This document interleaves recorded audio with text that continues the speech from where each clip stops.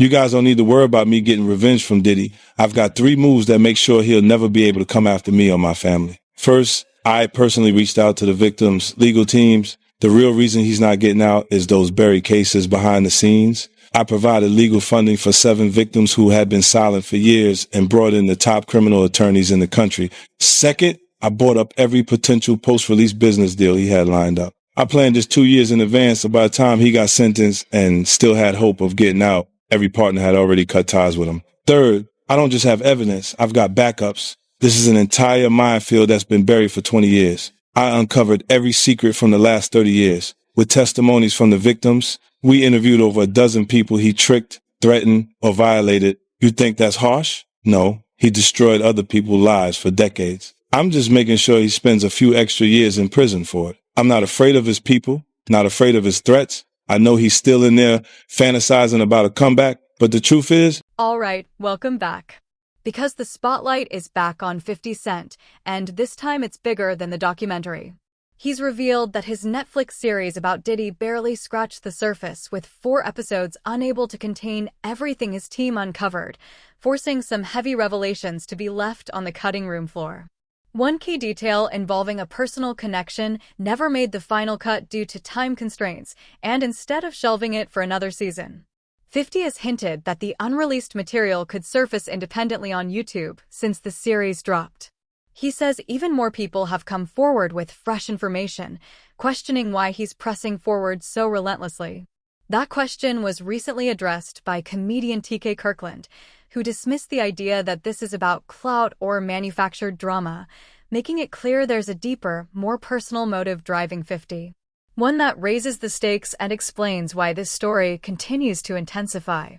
Out of all the women in the world that Diddy could have gotten with, he chose 50 Cent's baby mother. It's a lot of variables to this particular question. Because I talk to a lot of people, older, younger, even my daughter, who's 22, she didn't understand it. So people give their opinion based on what they've experienced and their environment, people they've been around. So to the people that understand boundaries and respect, I always tell men you should never date another man's girl if you're not. He made it unmistakably clear that crossing that boundary signals a deep level of disrespect, stressing that throughout his life, he has intentionally avoided any involvement with someone previously linked to a close associate because to him that's an unspoken rule you never violate. He underscored that Diddy is far from limited in options, highlighting his influence, resources, and worldwide reach, which only makes the situation raise more eyebrows. From TK's standpoint, this wasn't random or careless. It was a calculated decision, especially when viewed through the lens of the long-standing friction between Diddy and 50.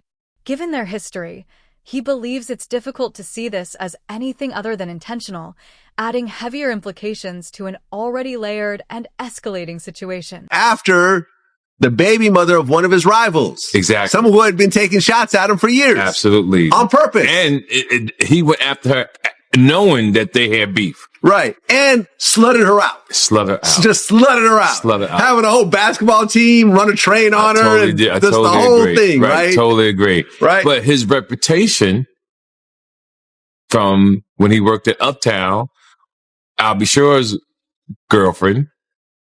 Oh, Kim Porter. Right. That's his reputation. I'll be sure his baby mother. Baby mama. Yeah. Then, Eric Serum, his friend, the one that she had his baby, Mia. So he's had a reputation of going after people. Tupac's ex-girlfriend. He got a baby with her too. Exactly. Yeah. So my point that I'm making to the men listening, well, if you don't understand this, then you're just poorly educated and don't really have common sense. It's a no-no. There's no way I would go after Vlad's ex-girlfriend. Right. I'm so loyal that if I met a woman and she said, "Oh yeah, I stay Vlad," I can't with you, baby. Right. I wouldn't even put excuse my language, because that's how I move. Other people don't move like that, but you see me in Paris, you see me all over the world. Why would I want to do that to mess up even as 50 Cent's documentary continues to dominate attention and rack up praise. Not everyone is calling it a clean win. Gene Deal has entered the conversation with pointed criticism, arguing that parts of the project weren't as original as they appeared and suggesting that certain ideas mirror material he had previously shared without proper recognition. He claims those moments weren't the result of new investigation, but recycled concepts, sparking questions around credit and creative integrity. His remarks have injected fresh controversy into the discussion, pulling some focus away from the documentary's momentum and placing a sharper spotlight on how the story was assembled behind the scenes. He said that he had a lot of footage had to be down. The documentary had to be downsized. You understand? I don't really believe that, because a documentary is a documentary, and they could have had 45 minutes. They could have had an hour, to each one of those. You understand?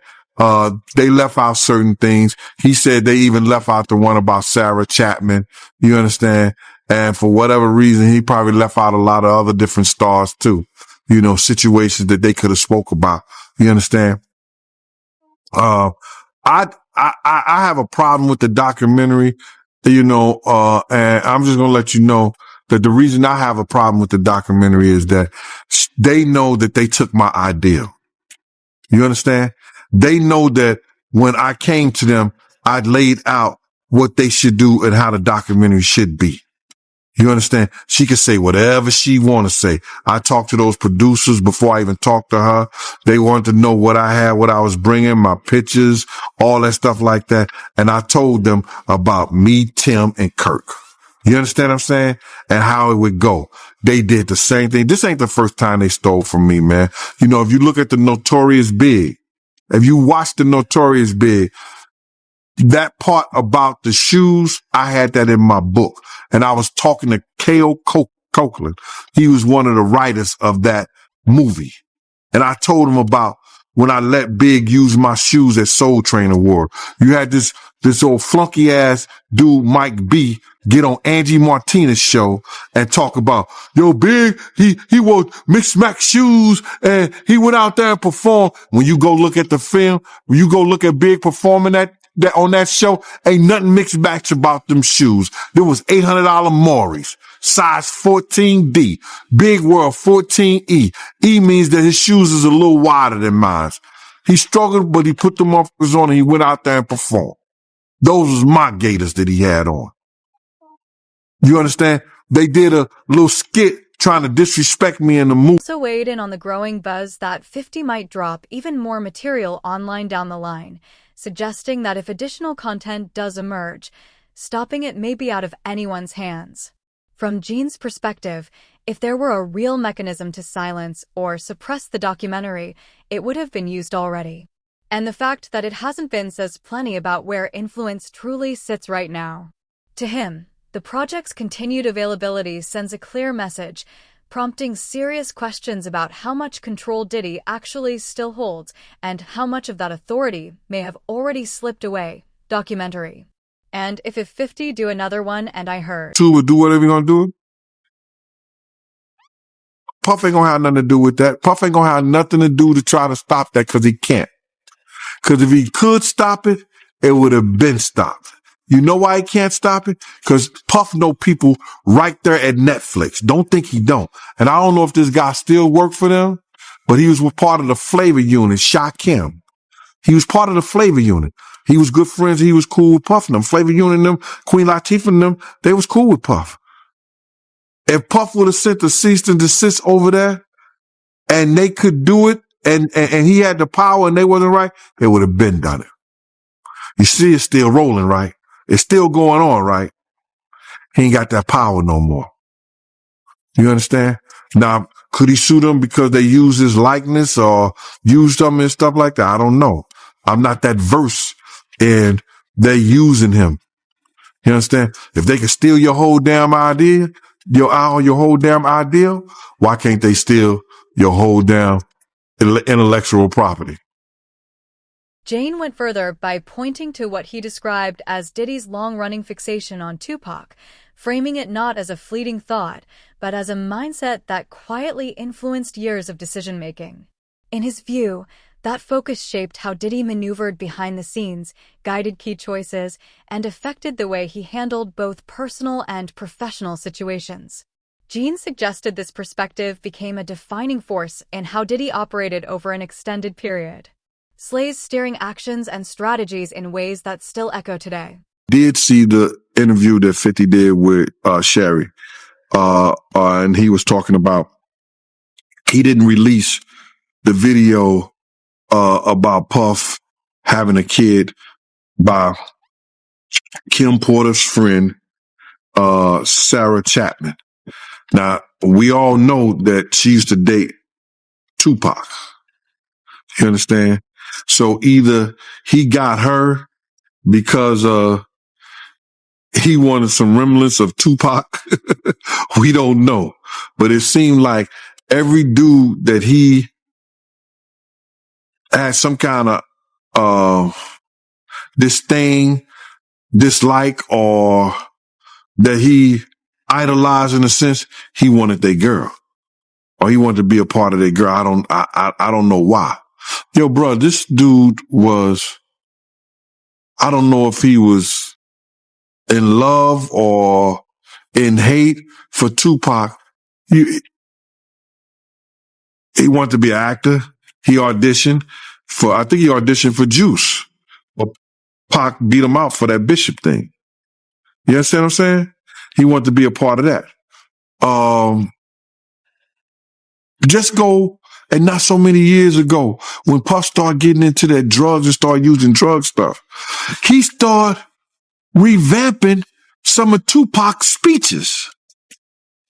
And if you think I'm lying, go look at the Grammy speech he did. Go look at a couple of speeches he did. It was the same exact words Tupac had said.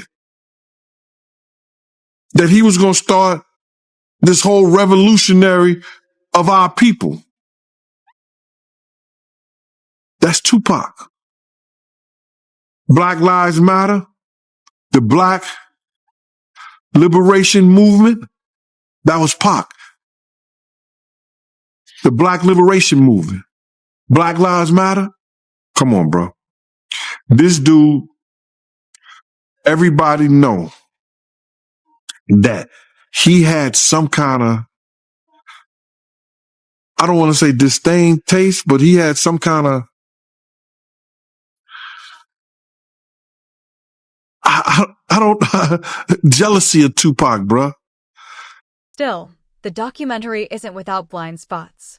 And one omission that caught viewers' attention was the limited focus on Kim Porter.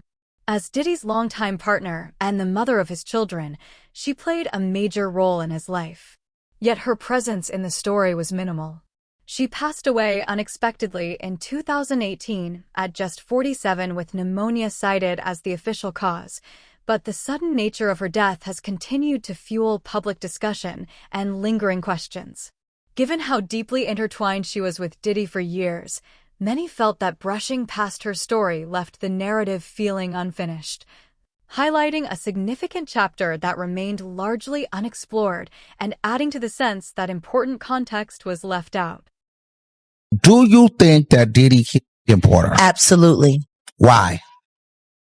Because of all the videotapes, because of the book, because of all the people she gave copies of her book to, or at least chapters, because of everything that she had on him, because of the tape that she used to blackmail him into a relationship and into a raise of him being sodomized by Andre Harrell. And I am not saying that allegedly, because I heard her and Kim Noor talking about it in the booth of the bathroom while snorting cane. She was positioned at the center of his world, witnessing everything from private relationships to major business moves and moments the public never saw. Yet the documentary barely registered her role. Multiple accounts suggest her story was deliberately sidestepped, likely viewed as too sensitive or complex to confront head-on. Gene, who says he knew Kim personally and stepped in to support her more than once, believes she understood far more than most people assume. From his perspective, excluding her voice stripped away a critical layer of insight, leaving the overall narrative feeling unfinished and less complete, especially given how deeply embedded she was in everything unfolding behind the scenes. That she did have a book and that her book was about to come out. And she was talking about all the perils, everything that she went through in the music business and with Diddy. All the men that they slept with together, because there were men that they slept with together.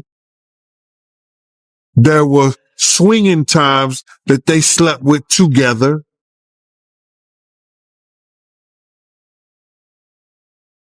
I don't know, man. How do you put your girl through some shit like that? Or how do you look at your girl and knowing that she to another dude? What kind of demonic mind you have to be that far gone where that shit don't bother you? And got rid of them.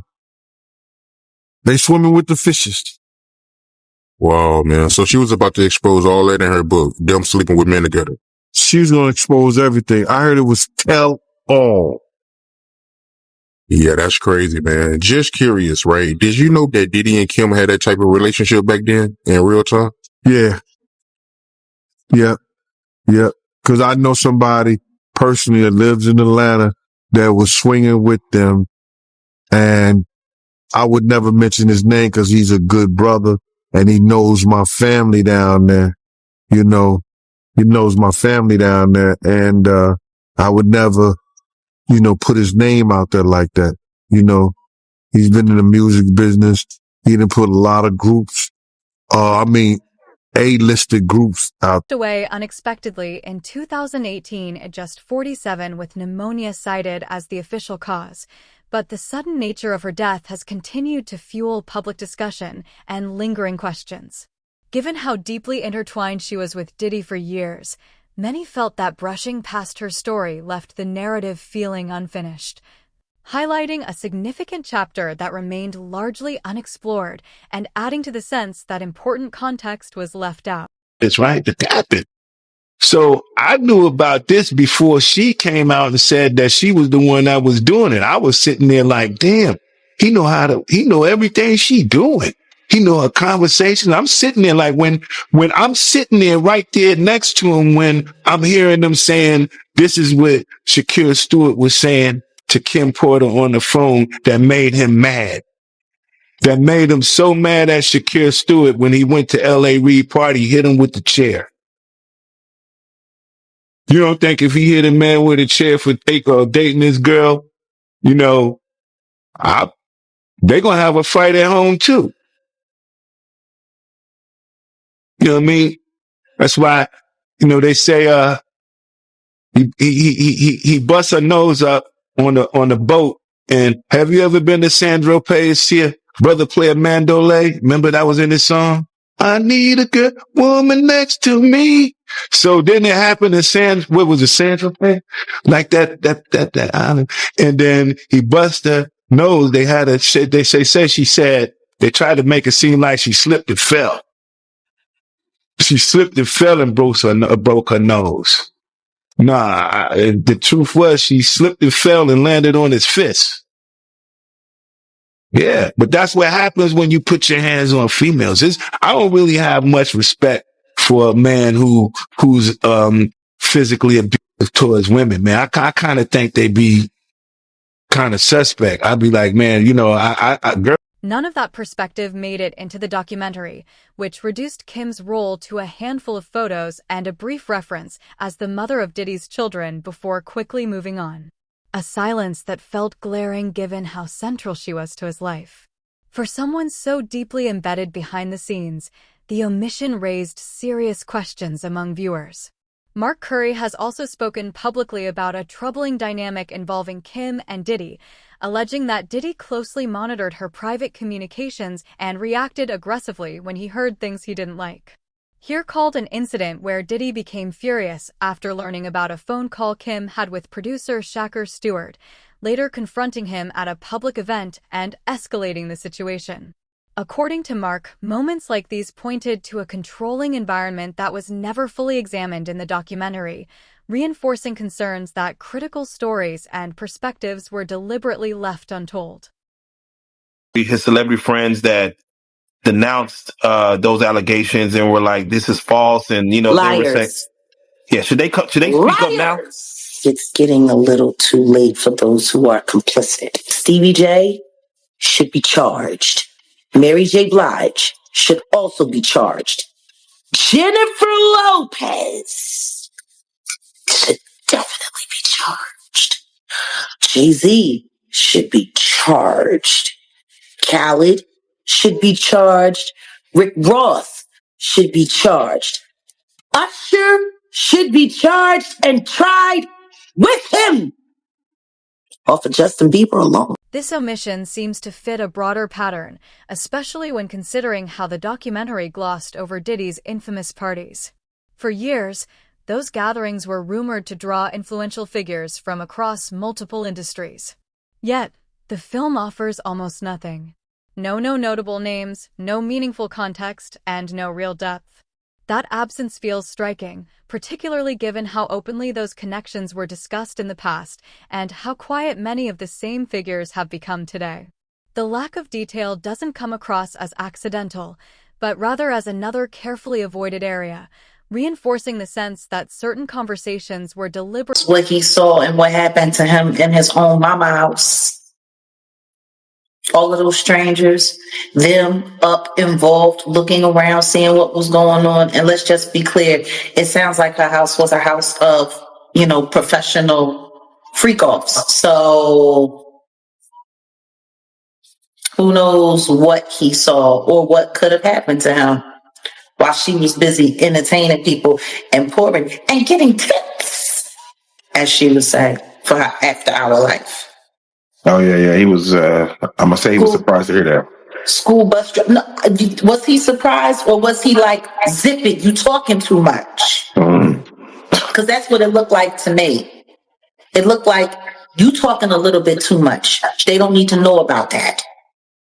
While she was sitting up there, because I was a bus driver and I was this and I worked at the after hours. And I would pour them drinks and they would give me big tips. Jaguar Wright has pushed the conversation beyond the music business, arguing that the real foundation of Diddy's story was laid long before fame inside his childhood home. She suggests that during his early years, his mother was often focused elsewhere with a steady flow of unfamiliar people coming in and out, creating an unstable environment. In her view, growing up amid constant change and uncertainty can strongly shape a child's outlook, leaving lasting impressions that don't simply disappear with success. Jaguar believes those formative experiences played a significant role in molding who he became later in life, long before the industry ever had a chance to influence him. In Sean's own words, in Diddy's own words, he had said he had a sigh of relief learning that he was the son of a hustler or a gangster. Like he wanted that status. He wanted to say that he was a sigh of relief is a wild thing to say, that your daddy was a gangster or a hustler. That's what you heard that he was. Well, I mean, like Tim said, they had a bunch of blaxploitation movies being played around the house all the time. They grew up with the Mac playing. They grew up with Superfly playing. Like, I mean, if that's what you got going on, you got two women in the house and there's no men around, and these are what the little boys are watching. You got basketball players coming over late at night. You got hustlers coming over, PIMPs coming over, women who look like they were modeling for Jet Magazine coming over. Like, it sounds like the nature of the environment is what shaped their perception of what cool was. So, yeah, I mean, I'm sure for him it was, oh, man, that's who my dad was. So I'm sure for him, it made him feel good because all of that stuff that he was watching, he really came from that. But that was really his legacy. And yeah, I'm sure for him, it felt good to know that his dad was this big hustler who turned out to be a snitch, who got his brains removed. Jaguar also highlighted that Diddy has openly expressed pride upon learning about his father's dangerous street C-centered lifestyle, and she believes that response speaks volumes. From her perspective, embracing that image rather than critically distancing himself from it reveals how deeply those early influences may have taken root. She suggests it offers a clearer window into how his mindset, values, and sense of identity were shaped at a young age, and how those foundations may still echo through his decisions and behavior today. The situation where they say he was trying to shape Misa into his mother. Can you see that? Like, yeah, with the blonde hair and yeah, and all of that. I mean, somebody really asked a question, what kind of man puts his hands on his mother? The same kind of man that parties with his mom, the same kind of man who kisses his mom in the mouth, the same kind of man who seems to have accurate knowledge that his elderly mother can put both of her hands, her palms on the floor and while she's standing up, bent over. Oh damn! I ain't seen that one. Oh. You never seen the Instagram video where he was talking about how his mom was still young and spry and how she still liked the party and how they was getting a IV drip? Oh. Damn. And she was kissing him in the mouth on the video when he was like, yeah, my mom can bend over and touch the floor with her palms. It's a very, very, very weird. She connects that mindset to how hip-hop culture later elevated larger-than-life personas, pointing out that many artists' names and images were drawn from classic film characters associated with authority, intimidation, and control. Jaguar argues that Diddy didn't just observe that image from afar, but felt a personal alignment with it because it reflected the atmosphere he grew up around. In her view, that bond went far beyond music or branding and played a role in shaping his self-image. She also referenced Did's relationship with his mother, describing it as unconventional and uncomfortable, and suggested there were deeper, unresolved dynamics at play, adding a chilling undertone to the broader narrative she was outlining. What kind of parenting relationship is that? But then again, that goes back to the conversation of Lori Harvey. Steve Harvey's daughter. It was all known that she was spotted in them streets with Justin, and then she was spotted in them streets with Diddy, and they all tried to sit there and pretend like that wasn't what it was. Like, I don't know if anybody has not noticed, but ever since Diddy got pinched, they've all been trying to pretend like all of the stuff that we've seen that happened, that they was all involved in, didn't happen. If Lori Harvey was hanging out with, and it's kind of weird, like the whole relationship with Justin looks weird. He looks like Mini-Me with Dr. Evil. It's weird. Like, why are there people? Why is there sexual behavior going on? And why are people naked in front of their kids, G? Doing all kinds of stuff. And meanwhile, Misa's running around making comments about how she don't like the way that Eric Sermon was depicting her in the documentary. You don't like the way you're being talked about in the documentary. You don't like the fact that, because see, it wasn't Gene Deal, because Gene Deal said he wasn't there, and thank God that he was able to admit that. Kirk Burroughs did say that he was there and present when Diddy was beating the brakes off of Misa and putting the feet to her. For the situation where they say he was trying to shade Misa into his mother. Can you see that? Like, yeah, with the blonde hair and all of that. I mean, somebody asked a question. What kind of man puts his hands on his mother? The same kind of man that parties with his mom. The same kind of man who kisses his mom in the mouth. The same kind of man who seems to have accurate knowledge that his elderly mother can put both of her palms on the floor while she's standing up. Bend over. Oh, damn. I ain't seen that one. You never seen the Instagram video where he was talking about how his mom's still young and spry, and how she still liked the party, and how they was getting AA for drug, and she was kissing him in the mouth on the video, and he was like, yeah, my mom can bend over and touch the floor with her palms. It's a very, very, very weird relation.